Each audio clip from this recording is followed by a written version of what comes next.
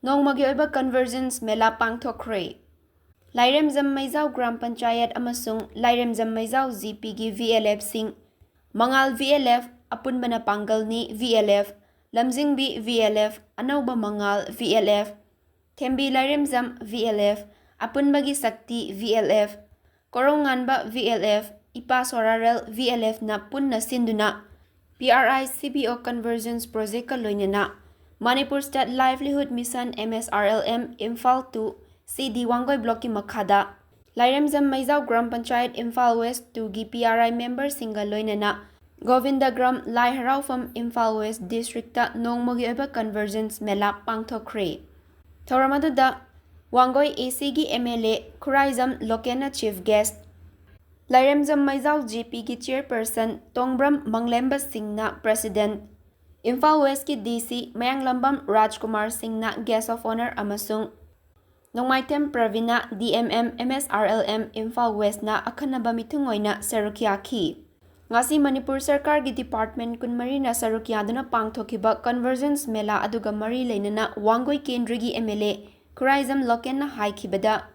Mela asidagi miyamna kanabasing asi lawbihau tungda sel tingna wana office tauba maru oina Che chang draba yadre Sarkar dagi lawgadaba documents sing asina chingba certificate sing lawnaba hotnabada thengnagadaba awaba sing adu thoktanaba Mela asi toina tawnabagi tangai fadaba lay mahakna makha takhibada Housing Manipur government sembangam driba asi aikoi masal unity oidabadagini Rajniti tawriba magi apambana mangzin tharaga loina chatle miyam tinabasu yaroi aigi haiba asina mangzin tharaga chatpana Sarkar semba ngamdabani haina makhatana fongdokhi Sarkar semba haibasini aikoi masel unity oidabadeni chumbrama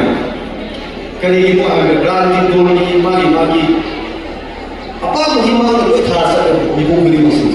apa magi ai ya musna ma thama sarkar ni ai thomu success hoibo miyam din su ya aduna masi leba sarkar semba mo jese ai ya musna ma artisan leadership aduna ai hai musna ma to sarkar ni sarkar semba chumbrama aduna